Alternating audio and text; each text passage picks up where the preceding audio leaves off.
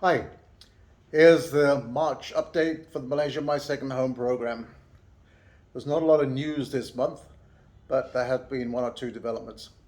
The borders are going to be officially opened on April the 1st, so that will be just over 2 years since they were closed and entry and exits were restricted. So that's good news. If you're vaccinated and you're willing to have the COVID test, then you can come into Malaysia without the need for quarantine. And of course, there's no longer a need for My Travel Pass forms to be completed to request permission to enter. The frequent travel between Singapore and Malaysia will be now a lot easier for Singaporeans, but not for Malaysians, because Malaysians who want to go to Singapore are still faced with the fact that Singapore has not yet made a decision to open its borders, although it could do it any time. They have decided they will focus on these vaccinated travel lane flights, and they have a lot of requirements for COVID tests. And of course, if you take them, then you avoid quarantine, but there's limited opportunities and limited planes that actually qualify. So not all flights meet the requirements. Now, Omicron has arrived in Malaysia beginning of this year. The daily COVID cases went up very high, but it's now declining, so that's good news. And as most people have discovered, the Omicron variant is not as extreme as the previous ones. So hopefully no new variants will emerge in the near future to spoil the global attempt to get things back to normal. The visa itself, we've been receiving a lot of inquiries from people who say they would like to join the program, but in every case, when we've told them what the new rules are, they have come back and said they're going to go elsewhere, they can't meet them, or given some other excuse. So at this point, we haven't actually submitted an application for any clients, although we have one who has said they are interested in joining it. We have had quite a few people interested in the Sarawak visa, and we have passed those over to our partner in Kuching, and some of those are currently waiting approval. So it seems that Sarawak is benefiting while West Malaysia will be losing out. It'll be interesting to see if immigration releases numbers of how many people actually apply and how many are approved. What we do know is that in its best year, about 6,000 applications were approved. So it's reasonable to assume that over the 1 or 2 years that COVID was here, there will probably be upwards of 10,000 people looking to apply, and there should have been a surge in applications at this time. And in fact, what we're hearing is there's just a trickle of applications coming in. So clearly Malaysia's losing out as a result of the new rules, at least as far as we can see. The Sarawak program seems to be the answer. You can stay in West Malaysia with that visa, at least you can at the moment, and there have been no announcements about changing that concession, so that's quite advantageous. Although, of course, it could be reversed.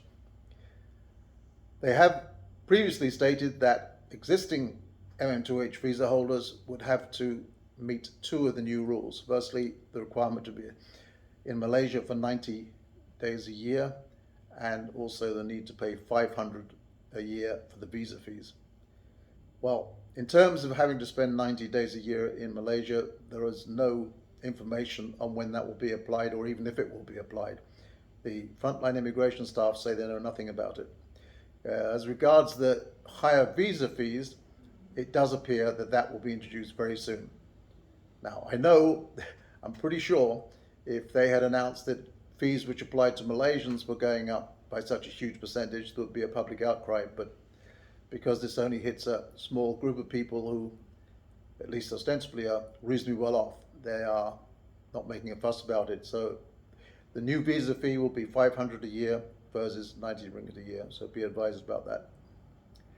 And they recently had elections in Johor, which are interesting for one reason, and that is that the party that was in power for many, many years, UMNO, which is part of the Barisan National Coalition, they were voted out in 2018 largely because of the 1MDB corruption scandal, and they managed to sneak back in by either clever politicking or some manipulations So they managed to form a new coalition, which became the government, and they didn't actually control the government, but they were part of the government, and they now see the very successful turnout they got at the Johor state elections as an indication that if there was a general election, they might get back in power completely. That is Barisan Nasional coming back into power. No guarantees, but it is possible that they would be voted back in again. I think in terms of expats, that might be a good thing because they were quite expat friendly. And in fact, when they were in power, we used to work quite closely with that government because they were most interested to know about what expats thought about things and to receive input, whereas the recent governments haven't shown much interest in that. But it's not entirely clear when general elections will be held. There is hope that if they are, and when they are held, that the rules for MM2H will be changed and made slightly more accommodating so that Malaysia is seen as a country that welcomes foreigners, which we believe has been good for the country, good for its international image, and of course good for all the expats who want to come and live here. Well, that's basically all there is. One bit of good news for expats living here is the government is continuing to subsidize petrol. So whereas the rest of the world is facing huge leaps in the cost of their petrol, Malaysia is not getting that problem.